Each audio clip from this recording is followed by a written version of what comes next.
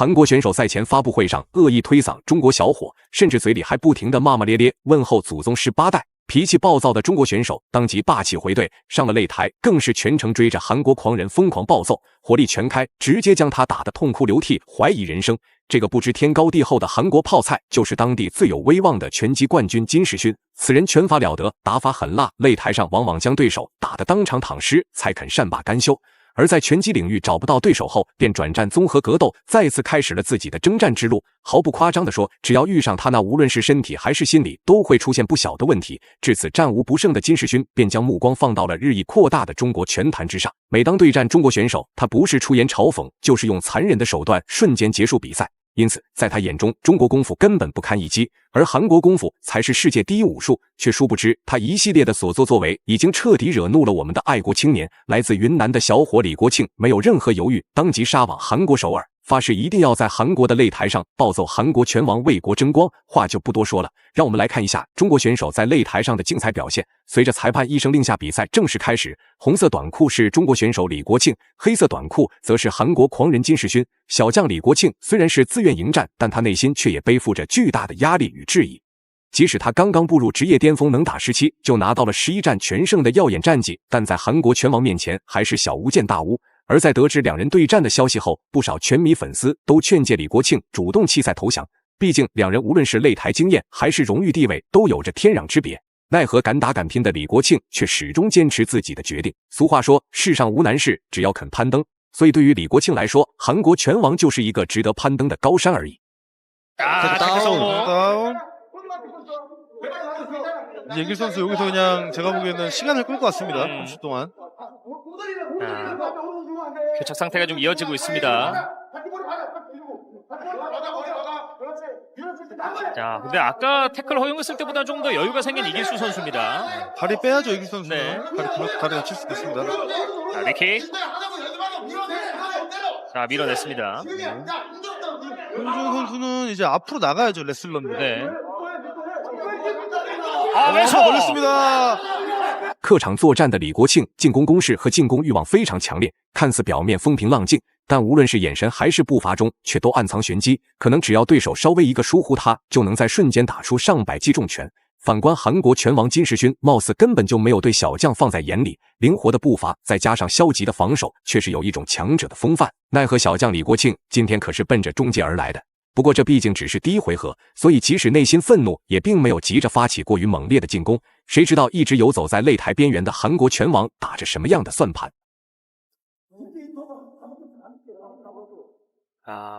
아마 이제 그 이길수 선수 쪽의 세컨 쪽에서는 우리가 했던 훈련의 절반도 안 한 체력 상태다. 경기 운영으로 훈련을 좀 생각해라라는 이야기를 좀 하고 있는 것 같아요. 경고를 먹었습니다. 네. 지금 원래 지금 둘 다 원래 했던 종목이 아니기 때문에 체력 소모가 되게 심해요. 그렇죠. 네. 거리가 좀 멀긴 해요. 이건 이길 선수가 도망가면 이길 수 있어요. 이 점을 뺏겼기 때문에 이길 선수는 안정적인 운영을 하면 이깁니다. 네. 이미 이 점이 감정이 됐기 때문에 이길수가 이길수. 네. 小将不愧是小将，在拳头精准度和力量上还有很大的进步空间。反观金世勋，虽然作为韩国拳王，但其中却也充满了不小的水分。被打得没有还手之力后，只能选择下前抱摔进入地面。既然这样的话，那他本场比赛的打法战术就非常明显了，那就是通过地面缠斗，还完成降服 KO 的结局。不过李国庆在打这场比赛之前，也是进行了为期3个月的备战。此时只见身处下身位的他，牢牢锁住对手的手臂。 这样，就算他陷入被动，那也不至于被压制得太狠。 화이트 클럽 때보다 확실히 그 디펜스 부분이나 뭔가 방어적인 기술이 좀 많이 익힌 상태인 것 같습니다. 네. 파운딩도 못 치게 왼팔 딱 감고. 그럼 이길 선수는 이제 점수를 잃는 게 거의 없거든요. 네. 저렇게 진행을 하면. 자, 이길수 대 손지훈의 3라운드입니다. 마지막 경기. 마지막 라운드. 마지막 라운드입니다. 네. 마지막 경기. 죄송합니다. 졸리신가 봐요. 네. 너무 몰입했어요. 그렇죠. 워낙 경기가 또 재밌다 보니까. 자, 태클 시도. 또 이길 선수도 아까 또 그 똑같은 이제 작전을 실행하겠죠. 再次来到内围纠缠的两人都奈何不了对方。虽然李国庆由于地面技术不足，每次都让对手得逞，但就算来到地面，韩国拳王也没有一丝施展动作的空间，甚至还主动将脖梗送到了小将的胳膊下。如果换作是一个柔术大师，那金世勋说不定早就已经被当场掰断脖子了。能出现这么大的失误，那看来韩国拳王的实力也不怎么样。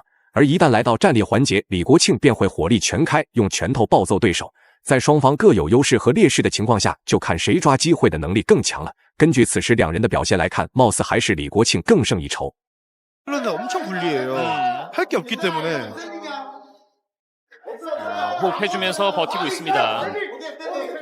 스탠딩. 네, 아예 이제 적극적으로 태클을 하겠다는 마인드를 갖고 있는 손지훈 선수입니다. 자, 사이드로 돌아주는 이길수. 이길 선수는 이제 여기서 이제 마무리만 잘하면 이제 이기는 거의 경기거든요. 네. 아까 그 태클 나올 걸 예상해서 어퍼도 좀 많이 심어줬었던 이길수인데요. 자, 손지훈 입장에서는 흘러가는 시간이 좀 야속하게 느껴질 수 있습니다. 要知道，地面缠斗在耗费体能的同时，还非常考验选手的心态。看金世勋这气喘吁吁的样子，就知道他在刚才的战斗中用了多大的力。反观李国庆，则依然用超强的气势压制对手。按照正常情况来说，只要他能不被 KO， 那基本上就已经胜券在握了。奈何这可是在韩国的地盘上进行的一场比赛，不搞小动作就不错了，怎么还敢要求他们公平公正呢？所以，如果小将想要赢下比赛，那就必须完成终结，才有一线生机。不过，韩国拳王的抗揍能力还是不错的。 李国庆必须施展更多的精准打击才行。 아, 태클도 좀처럼 나오지 않고 있는 손지훈 선수입니다. 이게 체력이 빠지면 태클도 목은 못해요. 손을 못 올립니다. 자, 뒷손 마저 뻗진 않았고요. 됐어. 자, 커버 위쪽 바디. 손지훈 선수 원래 스타일이 가드를 안 올리고 하나요? 파이트 클럽 때도 그렇게 했습니다. 네. 자, 킥을 마저 뻗진 않았고 원투. 这场比赛基本上已经是李国庆的个人秀了，全程他不是在用步伐压制，就是用拳头招呼对手。赛前韩国拳王还声称中国功夫和中国选手不堪一击，结果上了擂台却被中国小伙打的只能抱头鼠窜，这打脸速度来的实在是太快了。而李国庆作为年轻小伙，自然在体能上有着天然优势，只见他依然保持超高的警惕与斗志来猛攻对手。 在这样的攻势下，无可奈何的金世勋自然只能沦为抗揍的人肉沙袋。 그리고 이렇게 경기 마무리됩니다. 손지훈 선수 대 이길수 선수의 경기가 마무리됩니다. 眼看就要损失1员大将，韩国官方连忙宣布比赛结束。毕竟再打下去的话，那丢的可是整个韩国拳坛的脸面。最终，中国小伙李国庆成功在第2回合 KO 对手，拿下了比赛的胜利。以上就是本期视频的全部内容。 大家觉得中国选手李国庆本场比赛的表现如何？欢迎在评论区留言讨论。